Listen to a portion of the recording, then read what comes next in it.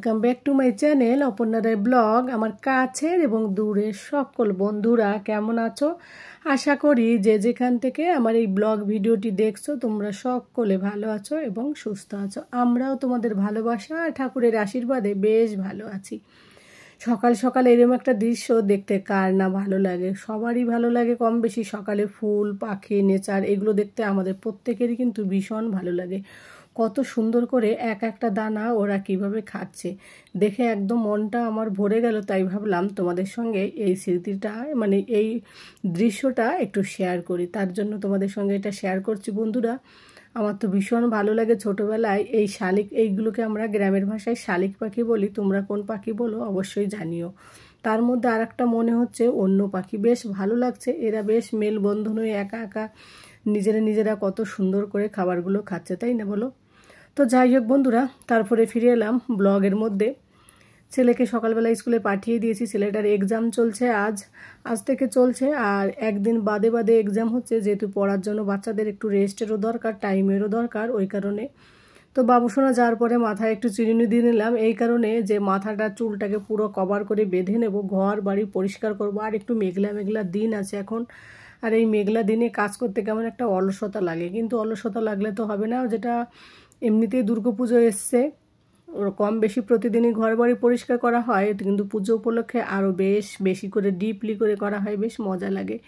এই মাসটা এলেই না কেমন একটা পুজো গন্ধ এসে যায়, তাই না বলো? তারপর আবার বিশ্বকর্মা পুজোর পরে তো আরও বেশ গন্ধ ভাব আসে, বেশ মজা লাগে। তো দেখো চুলটাকে আঁচড়িয়ে সুন্দর করে তারপরে এই যে ওড়নাটা নেয়, পাতলা ওড়না আছে একটা, এটা দিয়ে ভালো করে কভার করে ঢেকে নেবো, কারণ উপর থেকে ধুলোবালি এটা ওটা পড়বে, ওই কারণে যতই যাই হোক শ্যাম্পু করা হোক আর যাই হোক চুলটা ঢেকে থাকলে ভালো হয়, সেফ থাকে আর কি। তো তার জন্য আর এই ঘর ঝাড়ার জন্য জানো তো আমার কাছে কোনো মানে নেই, যেটা ছিল এখানে এসে দুটো ঘর চেঞ্জ করেছি। সেই ঘর চেঞ্জ করার সময় সেই ঘরেই রয়ে গেছে, ঘর পাল্টানোর সময় না ঘরের জিনিসগুলো সব প্যাকিং করা হয়, কিন্তু বড় সেই লাঠির মতো ঘর পরিষ্কার ওইগুলো তো আর প্যাকিং করা যায় না। তো ওইগুলো রেখেছিলাম, হাজব্যান্ডকে বলেছিলাম গাড়িতে তুলে দিও, তো ও তুলতে ভুলে গেছে আর আমাকে তো আগে পাঠিয়ে দিয়েছে, আর সেটা নিয়ে আসা হয়নি। তো ওই একটা ঝুলের ঝাড়ের জন্য আবার কে সেই বাড়িতে গিয়ে নিয়ে আসবো, ওই জন্য আর যাওয়া হয় না।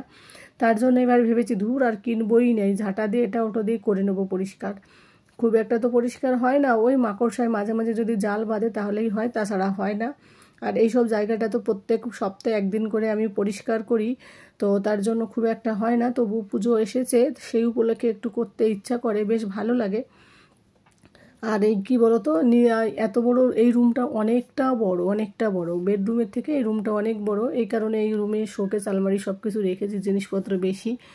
আর এই রুমটা নোংরাটাও হয় বেশি, আর খুব একটা আসা হয় না আমার এই রুমটা, শুধুমাত্র ওই চিরুনি দেওয়ার সময় আসা হয়, ঠাকুর পুজো করার সময়, ঘর পরিষ্কার করার সময়। তাছাড়া এই রুমটায় বেশি একটা খুব আসি না। আগে যখন মেশিন চালাতাম তখন আসতাম, এখন তো আর মেশিনেই বসা হয় না আর আসাও হয় না, জানো তো।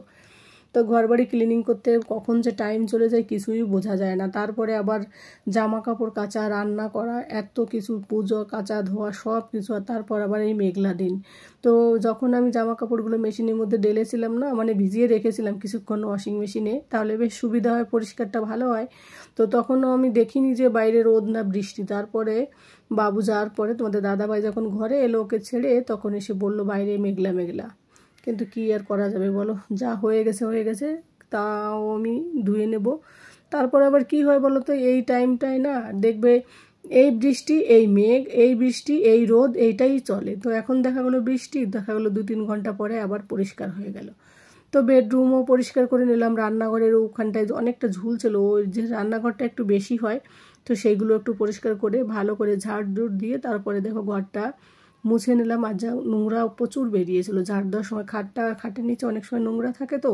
আর বাচ্চা ছেলে ওই কী করে বলো তো, কাগজের টুকরো করে ওই মানে রকেট এটা ওটা বানায়, বাবু বোট এইসব বানাবে আর খাটের নিচে ফেলবে, তো ওইগুলো করতে অনেকটা নোংরাই বেরিয়েছে। তারপরে তো ঝুল টোলো ব্যাপার আছে, তো সেগুলো পরিষ্কার করতে একটু টাইম লেগে গেলো। ঘর পরিষ্কার করতে আজ অনেকটা টাইম লাগলো, 1 ঘন্টার বেশি লাগলো। তারপরে যে সুন্দর করে ঘরটা মুছে নেব। আর বাইরেও জুতোর ওখানটায় এতটা বাবু নোংরা করে, চপ্পল এসে এখানে একটা ওখানে একটা ফেলে দেবে, তো বলি কোনো কথাই শোনে না। আর এইদিকে দেখো তোমাদের দাদাভাই বাবুসোনাকে ছেড়ে এসে ফেরার পথে বলেছিলাম আমি মাছ নিয়ে আসতে, আর বলেছিলাম সবজি নিয়ে নেই, কিন্তু আজকে সবজি আনতে বলিনি, তা সত্ত্বেও সবজি নিয়ে এসেছে।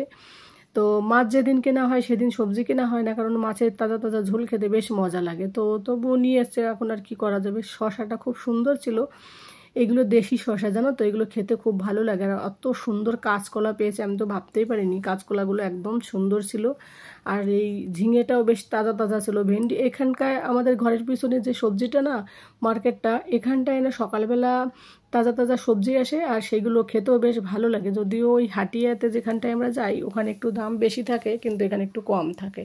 থাকলেও এখানে বেশি থাকে, ওখানে কম থাকে আর কি, ভুল বলছি। তারপরে যে মাছও নিয়ে এলো, রুই মাছ 2 কিলো ওজনের একটা আমি বলেছিলাম যে একটু বড় রুই মাছ আনবে, কারণ বড় রুই মাছ খেতে আমার ভীষণ ইচ্ছা করছে। কদিন ধরে ছোটো মাছ খেতে খেতে আর ভালো লাগছে না জানো তো, তার জন্য বড় মাছই এনেছে। আর ভেবেছি দেখি কি রান্না করি, একটু গুছাবো। তার আগে দেখলাম চ্যান দান করে শ্যাম্পু করে একবারে বেরিয়ে পড়লাম চুল কাটতে। এবার চুল কাটতে গিয়ে দেখি পার্লার বন্ধ। পার্লার বালিকে ফোন করলাম, ফোন ধরলো না। তারপর আবার সেই তাড়াহুড়ো করে ঘরে এলাম। ঘরে এসে এদিকে বাবু সোনা আবার বলে গেছে মাম্মা আমার জন্য চিকেন গ্রিল করবে। আর এদিকে মেশিন চালিয়ে দিয়েছি, এদিকে আবার বাবু সোনার জন্য চিকেন গ্রিল করছি। আর একটা মাছও দিয়েছে, আমি খাবো। একটু মশলা, একটু লেবুর রস দিয়ে মেখে রেখেছিলাম 2-3 ঘন্টা সকালবেলা, সেগুলো তোমাদের শেয়ার করিনি, তাড়াহুড়ো ছিল। তারপরে এই দেখো গ্রিল করা কমপ্লিট হয়ে গেছে। আর এই গ্রিল করার আগেই বাবু সোনা চলে এসেছে, যখন মানে বসিয়ে দিয়েছি মেশিনে তার কিছুক্ষণ পরেই। আর এসে আমার মাথা খারাপ করে দিয়েছে। এখন যেহেতু ওদের এক্সাম হচ্ছে, তো 11:30টায় ছুটি হয়ে যায়, তো ওই জন্য চলে এসছে। তো দেখো ওকে এখন খেতে দিলাম, ওরা মানে সহ্য হচ্ছে না আর কি, ভীষণ ভালোবাসে বাবু এটা খেতে। তো ওই সাইডে ছোটো ছোটো পিসগুলো একটু কড়াক টাইপের হয়ে গেছিলো, যেহেতু শক্ত পাট ওটা। তারপরে রান্নাবান্না করে তোমাদের সঙ্গে শেয়ার করছি। আর সেরকম কিছু রান্না করিনি, এই যে কচুর তরকারি রান্না করেছি। কচু ছিল নষ্ট হয়ে যাচ্ছে, আর ওই যে ঝিঙে এনেছে সেখান থেকে 2টো ঝিঙে দিয়ে ছোটো মাছ দিয়ে করেছি, আর কচু দিয়ে মাছ দিয়ে করেছি। আর এইদিকে একটুখানি ভেন্ডি ভাজা করেছি। কি বলো তো, ছোটো মাছগুলো নষ্ট হয়ে যাবে, আমি ভাবলাম তাহলে এই মাছটা আগে শেষ করি, কিন্তু এখনও শেষ হয়নি, এখনও আছে জানো তো। তারপরে ফিরে এলাম দুপুরবেলা, খাওয়া দাওয়া করার পর একেবারে বিকেলবেলা। দেখো আমাদের বাড়িতে কে এসেছে, কিরণ এসেছে ওর মেয়েকে নিয়ে। তো ছাদে একটু ঘোরাঘুরি করলাম, তো ভাবলাম এখান থেকে বাইরে যাব, আবার একটু চুল কাটতে মানে বাজারে যাব। কিন্তু ওর মেয়েকে নিয়ে ছাদে ঘুরতে এসে ও আমার জামাটাকে এত নোংরা করে দিল, ঘরে গিয়ে আমাকে আবার চেঞ্জ করতে হলো। ভেবেছি এইভাবে এখান থেকে বেরিয়ে যাব, তো আর হলো না। আর এখানে অনেক গল্প আড্ডা হচ্ছিলো, সেগুলো শেয়ার করিনি, কারণ বাচ্চারা চেঁচামেচি চিৎকার করছিল ওই কারণে। আর এই দেখো ওর মেয়ে খেলছে, আর ওই দিকে আমাদের উপরে যে আরেকজন আছে ও খেলছে, বাবুও খেলাধুলো করছে। আর এইদিকে ঘরটা হচ্ছে, সেটাই কিরণ দেখছিল, ও বলছিল এই ঘরটা হয়ে গেলে এই ঘরে ওরা শিফট হবে। এখন বাড়িওয়ালা দেবে কিনা সেটা জানি না। তো যাই হোক, ওর ছাদে এসে ভীষণ ভালো লাগে। তো যাই হোক, তারপরে চলে এলাম আমরা পার্লারে এসে দেখো আমি আমার পুজোর লুক, নিউ লুক। চুল কাটলে কি হয় বলো তো, লুকটা পুরো চেঞ্জ হয়ে যায়। তো স্টেপ কাট দিই বরাবরই, আমি বছরে 2বার করে চুল কাটি। আমার এই চুলের কাটিংটা কেমন হয়েছে বন্ধুরা অবশ্যই কিন্তু কমেন্ট করে জানিও।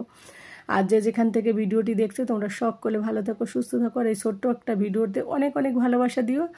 Tata, bye bye, good night.